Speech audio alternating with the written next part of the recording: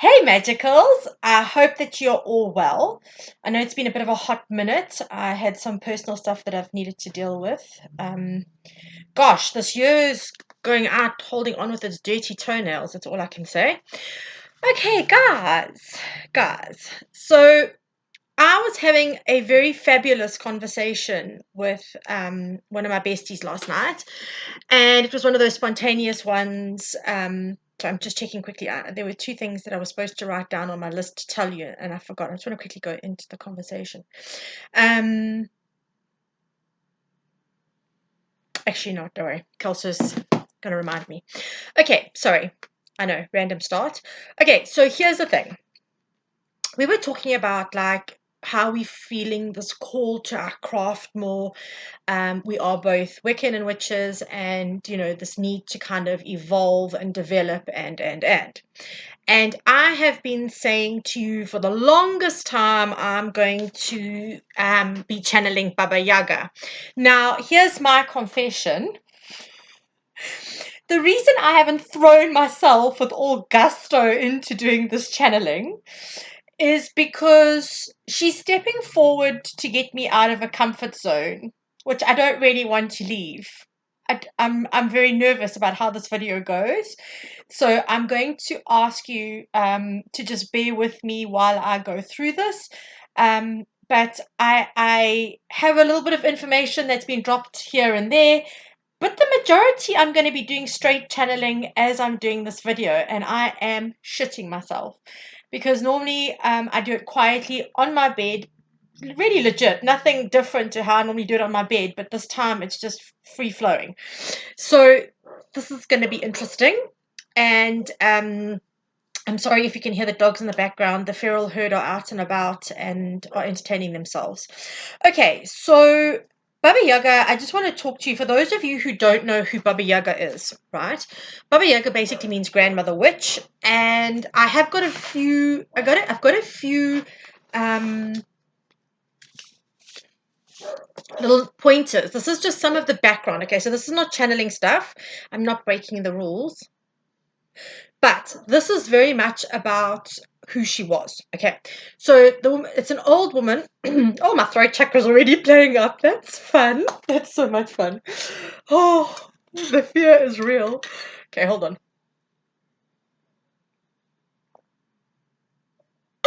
Damn, this year's taking everything that's not meant to be for us. Yeses. Okay, right. Also, to be fair, I don't have my glasses on, but we'll go with it, right? I'm just going to wing it here. Okay, so it's an old woman from Slavic tradition who's believed to have lived in a house that stood on chicken feet. If any of you are a Terry Pratchett fan, lords and ladies. Okay, right. She is known to be both helpful and wise, as well as a scary antagonist. She is very strongly associated with the forest. And I can't lie to you and say that it doesn't surprise me with that, because I really am in my forest witch era at the moment. There's the way my bedroom is being decorated, the fact that I live in a wooden house on stilts in the trees. It's kind of been like that kind of energy this year. And I know that I've gone through huge changes because of where I'm at in my personal space, like as in terms of my living space. Some folk tales placed her as, I can't even read it on my own handwriting, glasses or none.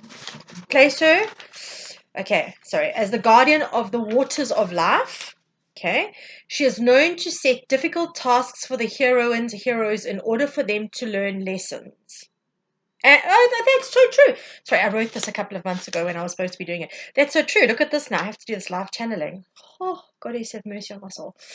She is often linked to the mother goddess archetype, as she is seen as compassionate and nurturing. Baba Yaga, like I said to you, means grandmother witch, and there is also a dark side to her, often depicting a character associated with killing children. She's saying to me that that's not actually true. It's just part of the balance of. And there is a thing here saying balance of dark and light in all of us. Okay, so we're not going to judge her on that. When I had originally written this ages ago, and I do mean ages ago, I was still living. I was still living in Westville at the time. I don't know if you're going to be able to see with the lights. There, it says they read at the top here. It says redefining witch. Okay, that was a title that was given at the time. What I want to say here is that that's kind of changed. The title has changed for some reason, and what is being said to me now is that, oh guys, I'm sorry, just give me 1 second. Sorry, everyone back in the room. My little daycare doggy Janky just came upstairs and it started raining and I'd closed the door to do the video, so I just opened up and got him inside so he can be warm. Okay, so the redefining witch has changed somewhat. The energy has changed, time has passed, and things have shifted.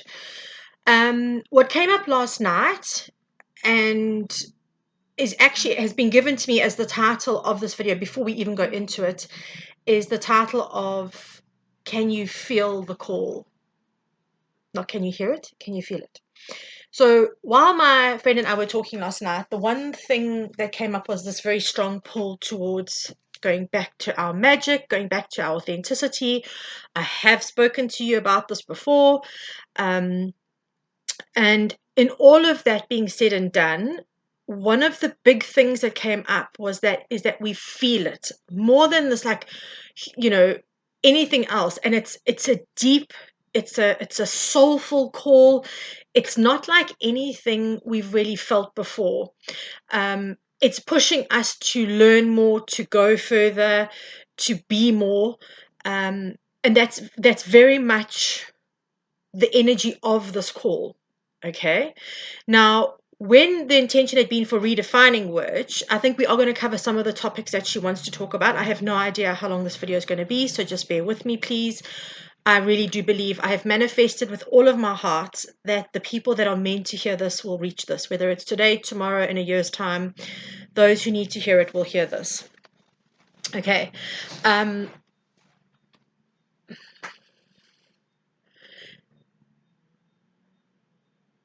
There is a call to home. I am being told that there's a call to home, a place that we have known. This is not just a call for the stuff that we have to do this lifetime. Okay, you have to understand that one of the energies that came up, and one of the things that I heard yesterday when I was talking to my friend on the phone last night, was that this is a call to things back to ancient ancestral times for us, our old ancestors. And there may be people out there now, some of you who are wanting to search out and find out about your ancestors. Her and I had the conversation last night, and she's like, I really, really want to find out if there are any witches in my line, because, it's important. And I said, it's so funny because I did that a few years ago. And a guy in Ireland really did help me. He was amazing, and found out that Frances Hutchins was actually a relative on my dad's side of the family, and she was one of the people who were accused in the Salem witch trials. She wasn't actually killed, but she was accused, and her whole life kind of fell apart. And so there's a call back to old stuff. Okay. Oh, here we go. Baba Yaga's joined us. Thank you. Okay, if you hear me saying thank you, I'm just thanking her because she's here with us presently. Oh,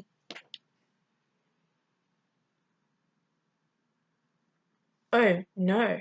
Oh, we apparently have a task to do as a collective, which she's going to take us through. I don't know the way to say. I'm calling on like the goddesses of old, new. Send help, I'm panicking. Okay, so here's the thing. One of the things she's saying to me very clearly is that it doesn't matter what areas we are interested in. And she's saying this is actually really more important than we will realize. We can be interested in a multitude of different, let's say, modalities of magic and alchemy, of herb law. It's not about defining this as in a set thing. So if you want to call yourself a witch, because a witch was actually just a healer, let's be clear, that was really it. And what she's trying to say to me is that whatever appeals to you, go with. It will change over time. You will learn some stuff about what you've learned, and then you may feel a pull to something else. And she's saying, please go with the transitional flow of it. Every little bit of that is going to develop parts of you that you already know. So she's saying to me, many of us who do this are ancient souls who have done this work for probably thousands of years. I mean, I know I've been in a life, and I've seen my own life in Atlantis. So we've had thousands of years to hone different skills in different lifetimes, in different areas of the world, different philosophies, different traditions, different cultures, different belief systems. And she's saying, don't try and isolate them and box them. Accumulate all of that knowledge and become the powerhouse that you are meant to be. The more knowledge you have, the more power you have. And when we talk about power, she's saying this is not about a control mechanism type power. This is about actioning your power for the greater good. Okay. She's saying that one of the key elements of being a witch back then, okay, she's taking me like, it feels like 1600s. She's saying all through history, the witches, although they may have lived isolated from the community, the entire community relied on them, normally for healing. Okay, so they would make tinctures, or they would have salves, or all of that, or they would give you a medication that they made, or help in childbirth. Okay, and she's saying it's not about the healing aspect so much as that they were of service to their community. That's where their power lay. And that's why there was such a, she's using the word outrage, by religious communities, because they felt that that was taking away the power that they were trying to instill in people, around their gods, whichever way, shape, or form that went. Okay, so it's not a specific religion. She's talking about religion in general. Okay, she's saying that we need to hone our skills and to learn as much as we can.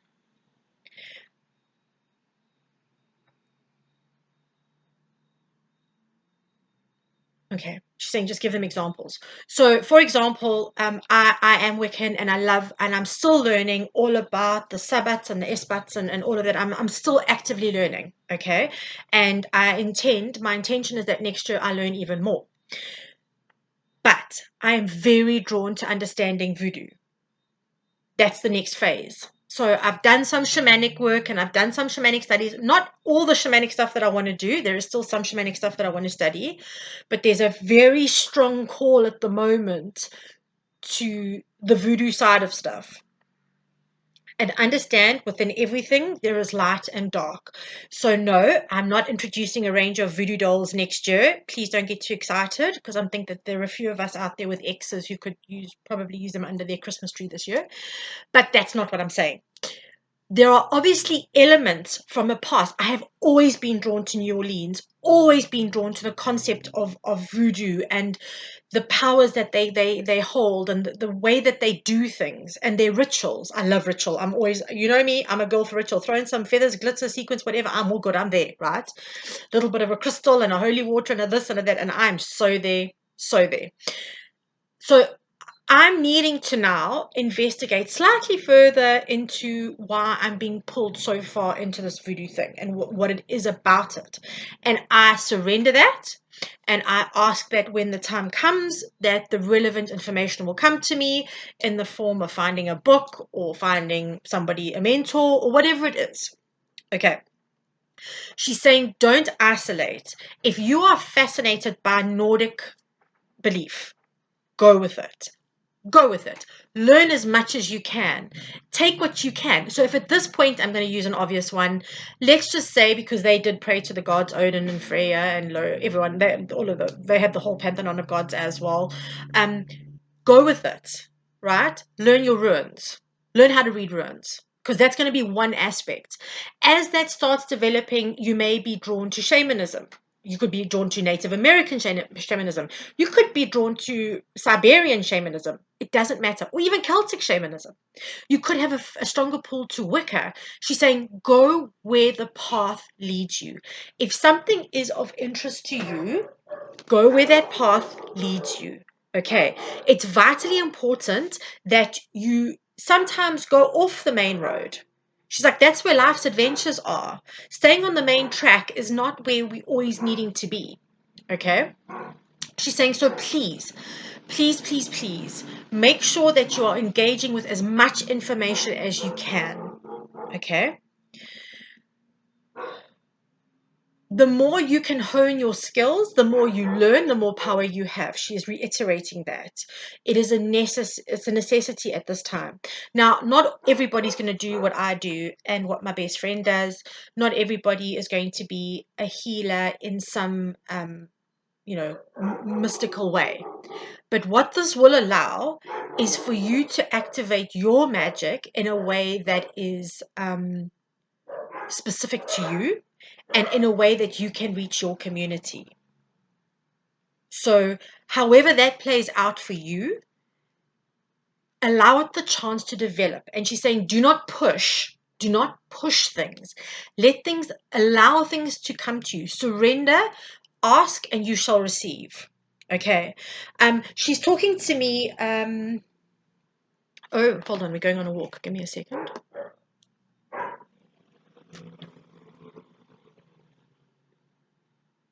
She's taking me into a forest space, and sorry if I look away from the camera, it's because I'm channeling. I'm not doing anything dodgy on the side. I'm just looking away because I'm channeling. She's taking me into a forest space.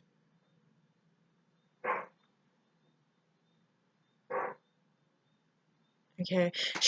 So there is an ancient stone circle. It's quite big. We're on the outskirts of this, so we've gone through this little bit of a patch, and it's like a big stone circle. It's not like stone. It's like Stonehenge, but not, if that makes sense. It's not actually like an image of Stonehenge. And there are prayers and rituals going on in this. There are flowers scattered everywhere. She's saying to me it's Beltane. Okay. Fertility. Beltane. We've just celebrated Beltane here now in November, beginning of November.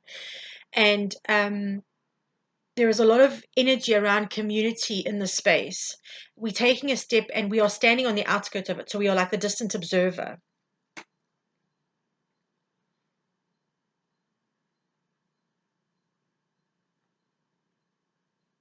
She's pointing out to me that there are people laying things on an altar. There are tools, and they've got like little straw dolls that have been made. They are very rude carvings, not rude as in like indiscreet, but rude as in like very crude. Crude was the rude, not crude, not rude, crude. Sorry, crude drawing carvings of the goddess and of the god. And there's a huge celebration going on. There's dancing, there's fire, there is merriment though. Okay, there is a real sense of merriment and this whole crowd moving through it. Sorry, there's a lot to take in, and I'm trying to see what she's showing me.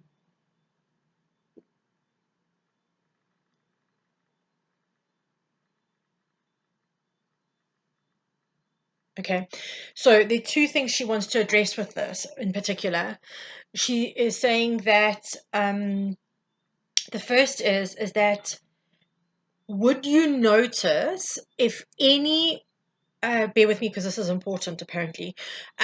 She's saying, would you notice if any of the people dancing there were more educated than the others, were more successful professionally than the others? Would you notice any difference in them while they are actually performing their rituals? And obviously the answer is no. They're all kind of very plainly dressed. They've all got like a white robe on, and they are all just dancing. Okay, but it's a very also crude. It's not robes like we would know if we went to a seamstress.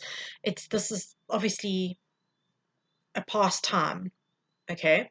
But I say crude in that they are still beautiful to look at, but just not obviously done by high-tech machines. Okay, so that's probably not crude, probably not that's probably a little bit of a discriminatory kind of comment, but you can see that they're more handmade, okay, but they are still beautiful.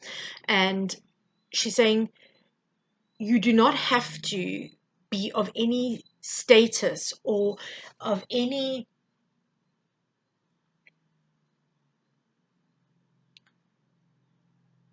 specific level of your craft in order for you to actually to worship or to be of service. Okay. Now, please understand that I'm not applying this to every area of your life. You cannot suddenly go and buy yourself a stethoscope because you've decided you want to be a doctor and walk into a hospital. That's not what she's talking about. We're specifically talking about the witch in us, this call within us to go back to our roots, to go back to nature, because at our core, that is what our root is. It's nature. Okay? And she's saying very clearly that it doesn't matter where you are on the rung. It doesn't matter how much studying you've put in. It doesn't matter what level you feel you're at or how much you know or how much you feel you don't know. That is irrelevant. Showing up at this point is what is important. Okay.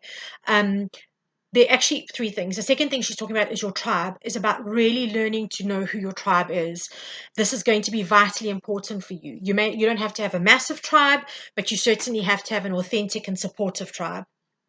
She's saying that if you can have people in your space who are supportive of you, even though your journey is different to theirs, right? It's vitally important that you have that as well. Because they will help you transition as you go along. One of the things that she said last night was that if we heed this call and we take action, those of us who step up to it and who embrace it will have incredibly different looking lives by the end of next year. Incredibly different looking lives. She's saying this now is a launch pad. This information is a launch pad to get us into this so that next year we can start really activating and really doing the things that we need to do. Okay.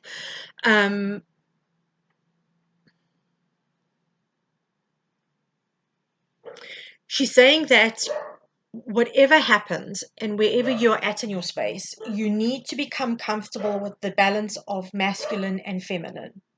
It is so important that you understand that that balance is everything. It is light and dark, hunter, prey, masculine, feminine. She's saying that it is inescapable. You cannot get rid of that element in nature, and you cannot get rid of that element in our lives. So one of the things that she is calling onto you to do is to start getting serious about really activating the part. So do you give too much and not receive enough? Do you take too much and not give enough?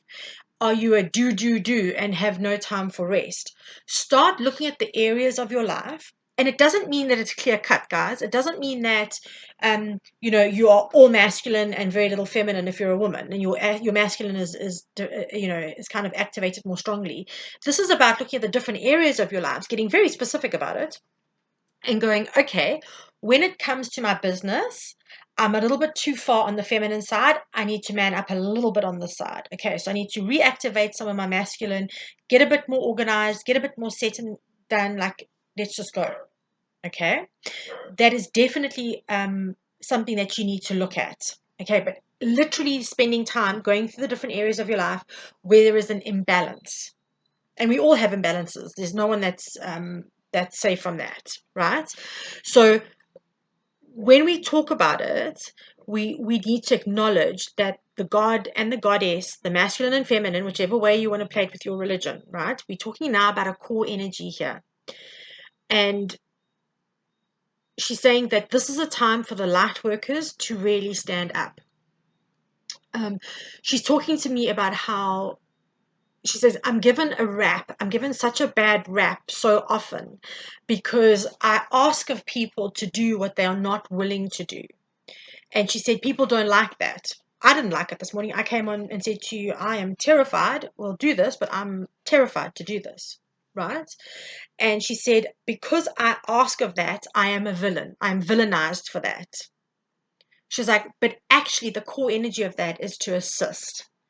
And she's asking that for you, for all of us, for you, for all of us, including me, to start seeing things from a different perspective.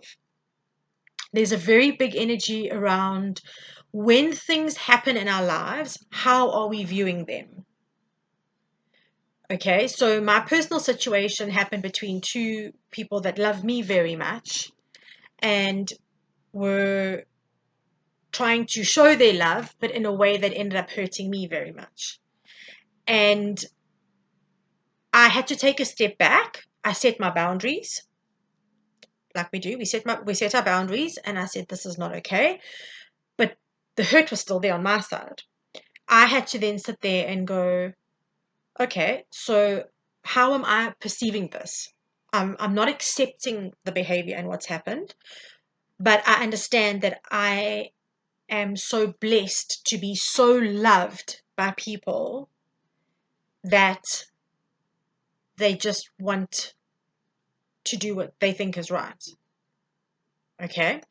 I've made peace with that, and I've turned it into a gratitude for being loved and for being watched over and being looked after. I have not accepted what's happened in terms of the bad behavior. I have set my boundaries and I've done all of the energetic stuff that I've needed to do, but I've surrendered it to gratitude. And I'm giving you that example because she's saying it's how you are perceiving things that is going to move you forward faster. You can be stuck in these things for a very long period of time, or you can shift yourself out of things really quickly by a change of attitude. We've had this conversation a million times. But here's the thing. When we change our perspective on things, it's not just about our healing and what we are going through, okay?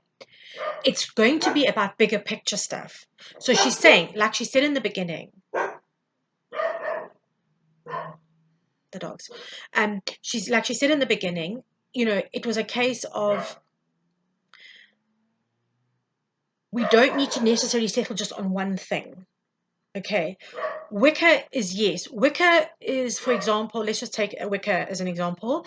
I say it is my faith because I work with all the deities across the board, right? I work with all the deities. As at the end of the day, those deities, masculine or feminine, are just aspects of the masculine and feminine that we can approach for different things, for guidance, for help, for prosperity, for healing, whatever it is. Okay. But Wicca's core is that we work with nature and we work with the cycles of nature.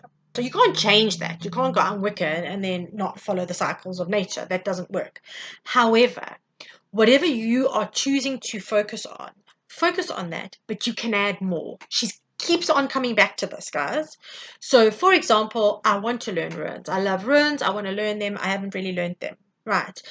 Pulling in different types of divination. This calling, and this is not going to be for everybody. We all have our own callings, and on some level, this may answer your questions in different ways that you've been struggling with, and I hope it does. But this is for those of us who are really wanting to go out there and be of service to communities in our own ways. She's saying, when you get to this point and you've seen this video and you've gone through this video with me and you are ready to take that move and you're ready to learn more and to go further, she's like, something's going to shift within you. It cannot not.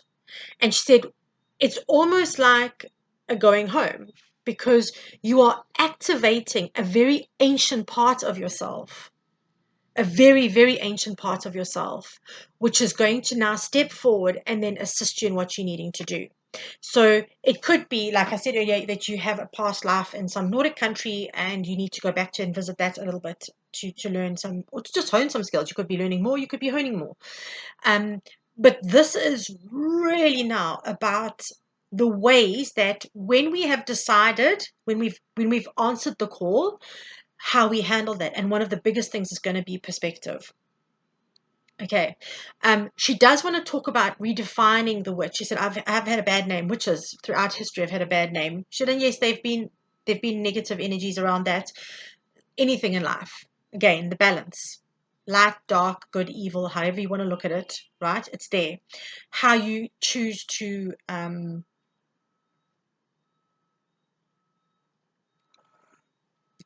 she's giving me a feeling and I can't get the word. Please just hold. Conduct. How you choose to conduct yourself is how you are going to be seen by the world. It's that simple. So if you approach the world with calm and kindness and all of that energy, then that's how that's going to be perceived. Okay, you will be perceived to be calm and kind and.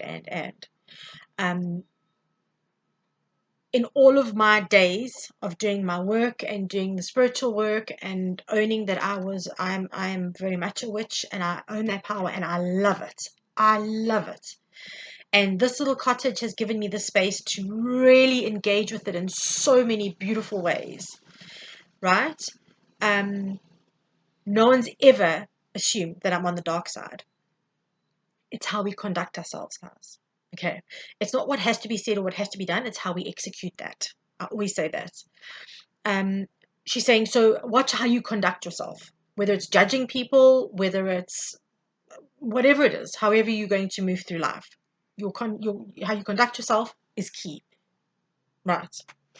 So she's very clear on that.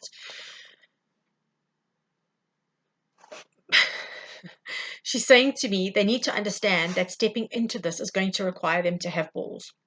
It's her exact wording. She's saying that this is not for the faint of heart. This is not all just about going to get cute bottles and putting herbs in and lighting candles and yah-yahing under the moonlight, or sitting in freezing cold weather throwing runs, or sitting in a sweat lodge and sweating it out. It's so much more than this. This is having the courage of your conviction, standing up when people question you, defending yourself when you need to. There is so much more to this, and this is going to require strength and courage to do it. And she's saying to me, the reward of being the most you have ever been cannot be measured. It cannot be measured. But the question is, are you prepared to take the journey? Because this really is a journey of self. This is not, yes, we get to be of service, but the more we work on ourselves and the better version of ourselves that we are, we get to be of better service to others. Okay? And so she's asking, are you ready for that?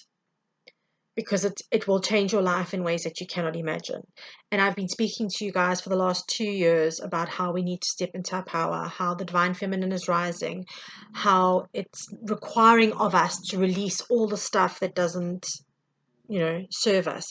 I do also just want to say, not to take off of Baba Yaga, but I do know that Kalima is going to step forward in the next couple of days. She already stepped forward last night, so I think she wants to do an end of year session, so that we can clear out as well. Okay, so I just need to have a sip of something. She wants to talk about the element of ritual. Now, here's the thing, right? You don't have to have every single tool known to man to create rituals and things like that, but you do want a sacred space. And it doesn't matter what religion you are. This is not about setting up a witchy thing. It's about setting up a sacred space where you can place the tools that you do have. Okay, it's not a competition. You don't have to have everything that everybody else has got. And I have a lot of stuff on mine that actually comes from nature. I have pine cones and a bird's nest and all sorts of things there. I've got acorns, I've got shells, I've got all sorts of things. Crystals. Okay. There's a whole lot of stuff on there that comes from nature. Use what you've got. Don't make the excuse that you can't do something because you don't have the tools. Make a plan. Okay? It's not about having everything known to man in order to do what you need to do. It doesn't work like that. We use what we have, and we can make things. You can make tools. If you need to, if you're a creative person, you can make tools. I was given a beautiful wooden wand when my crystal one broke, and I'm in the process of painting it and making it look the way I want it to look. Okay, so you can do what you need to do. You can improvise. It's in our intention, guys. Intention is everything. And she's saying, don't make the lack of tools a reason for not doing something. Okay, because that's a cop out. The other thing she is saying is get used to creating ritual in your space in any which way, shape, or form. And I I have to say, like yesterday, I was feeling very, very ungrounded. The energy of yesterday was quite hectic for me, and I haven't been into the garden for a little while. And I thought, let me go and do some gardening. I've got lots of I needed to plant and things that I needed to do, and so I went in and I went and did the gardening, and it was the best thing I could have done for myself. I felt like a new person. Okay, um, but what I did it intentionally. I did it very intentionally. I had done a land clearing on the property a couple of months ago, and I had made an offering to the goddess, the gods and the goddesses that I'd been working with, saying that I would honor the land and I would protect it, and all living creatures would be protected. I would honor Gaia. I would do my very best to make the land really beautiful, etc., etc.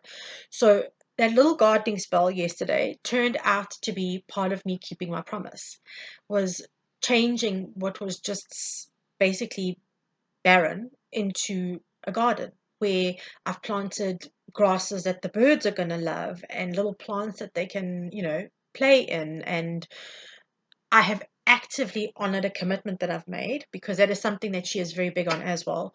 If you are going to ask for something from the deities, you need to make an offering. And it doesn't have to mean moolah, guys. It doesn't mean that you need to go and pay. My best is when people want to come for readings and are the ancestors going to ask me for like 15,000 bucks? I'm like, no, what they're going to do? They don't have a bank account.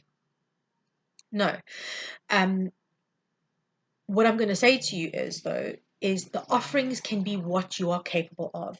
Putting a little bit of bird seed out for the birds, that little earthworm that you see really dying on the driveway because it's dehydrating, just pick it up and put it into the ground. Like, it's the smallest, those little acts of kindness, those little acts of taking care of nature. Because I don't care what area of this of magic that you're going to want to work in, it's going to be nature based. The Native American shamans, nature based.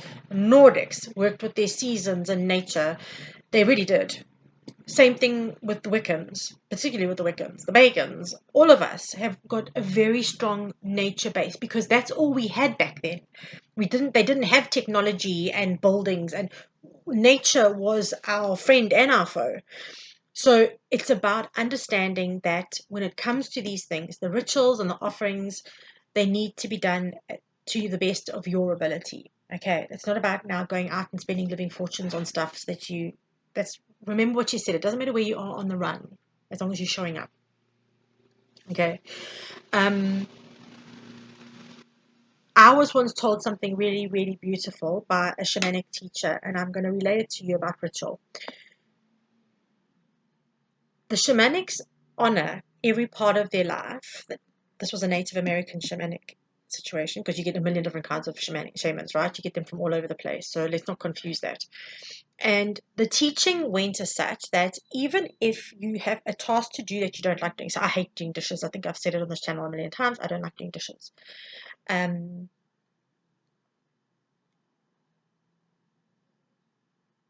they said that when you go to do your dishes, turn it into a ritual. Just turn it into a ritual. So I was like, hmm. And again, intention is everything. It was about standing there going, I am so grateful that I have been able to cook some food, that I have had a full plate of food, that I am full, that I am nourished, that my body's been nourished. And it's a ritual of giving thanks. It's a ritual of gratitude. Because it doesn't matter what aspect in life you're dealing with, gratitude's a game changer. Okay, we all know this. We do know this. And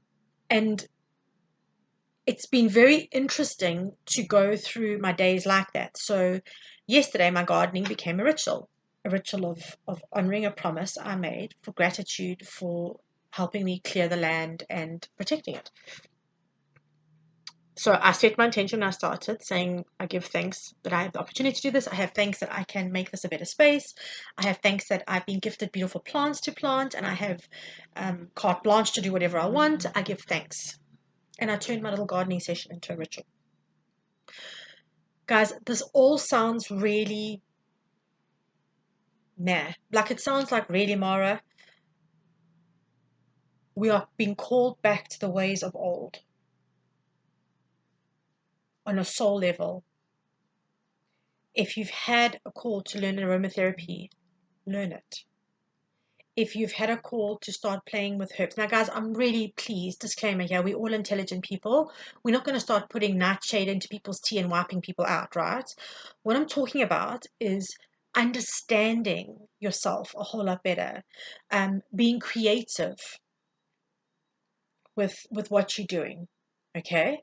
Baba Yaga is really trying to say to you that being a witch is what you make it. Don't let other people define it, but answer the call. Because on some level, somewhere down the line, this is the call of your people. And even if it's not your people now, they have been your people. And they are calling out in order for you to rise in the power and in the sovereignty that you're meant to be in. It doesn't matter where your lineage comes from. It doesn't matter whether you had famous people in your past or not. That's not what's important. What's important is the service aspect. So she's saying to you, you need to get real good with being in this category of real quick, because there are going to be things that are required of you in the coming years. There is a very strong call to nature. There is a very strong call to being by ourselves. There are so many people now, so many people who are like, oh, I'd rather be on my own. I can't. I can't. I don't have the time with the patience. The people who are wanting to go into hermit mode, honor that within yourself, because you probably need to do some time growing and healing and. I'm not saying cut everybody out of your life. I'm just saying go into that space. Okay. Whatever it is that you are being called to do, please honor. Please honor. Sorry, that is my daycare doggy going berserk here. Jangy, calm down, please, baby. No, 2 minutes, 2 minutes. Sorry, just hold on a second. He's not calming down. Sorry, 1 second. So sorry. We've been disturbed by nature. The little feral herd.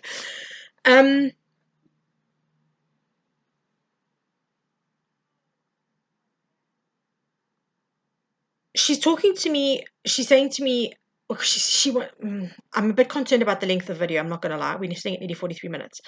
I've asked if we can go and do in some kind of meditation on a separate video. So she said that's fine, but she does want to do a meditation with you guys. So I'll probably put that up tomorrow.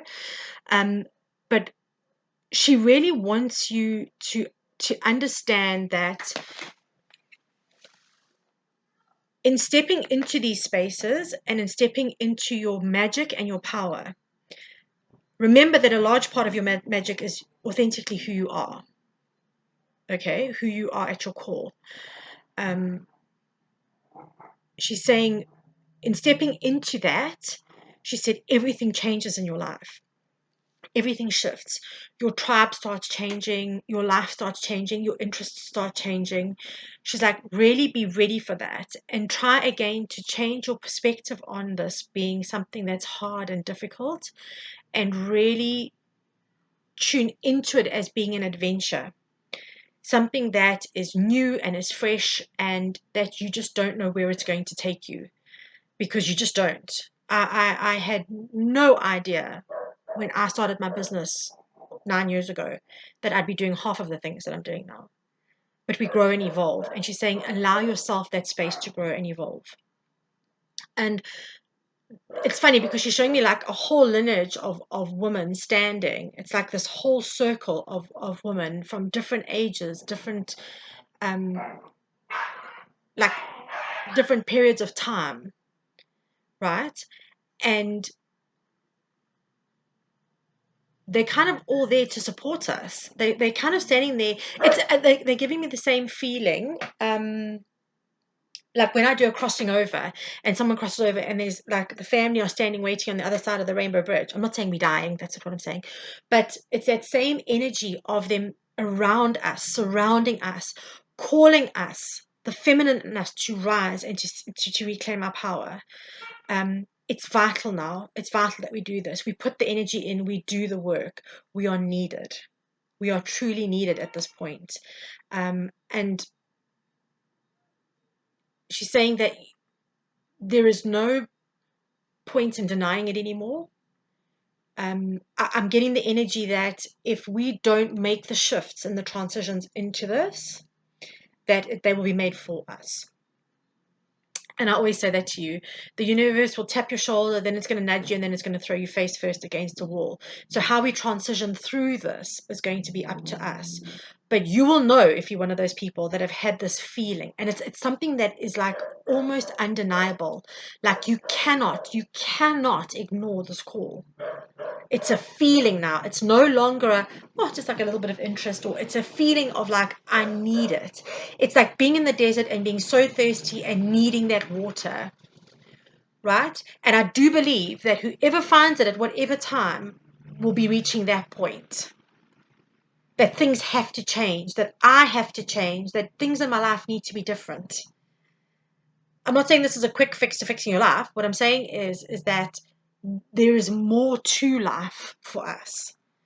And that is what this is all about. This is exactly what this is all about. So I am so grateful for Baba Yaga. I'm sorry that I don't know that I've done this video very elegantly. It's been quite unusual, just channeling as we go. I'm sorry, forgive me. Normally I have pages of notes. For those of you who have watched this before, I've had pages of notes to do it. But it will get smoother as we go along, because I've got a feeling that I'm not going to be allowed to go back to my pages anymore. I think that as the goddesses step forward, I think I maybe just need to do it in the evening when the dogs aren't out. It's a little distracting with them barking in the background. But I'm sending you all so much love. Thank you for taking this journey, guys. For those of you who answer the call, I'm proud of you. It's a beautiful call to answer. And even those of us who are in it already are feeling a pull to go deeper and stronger into it.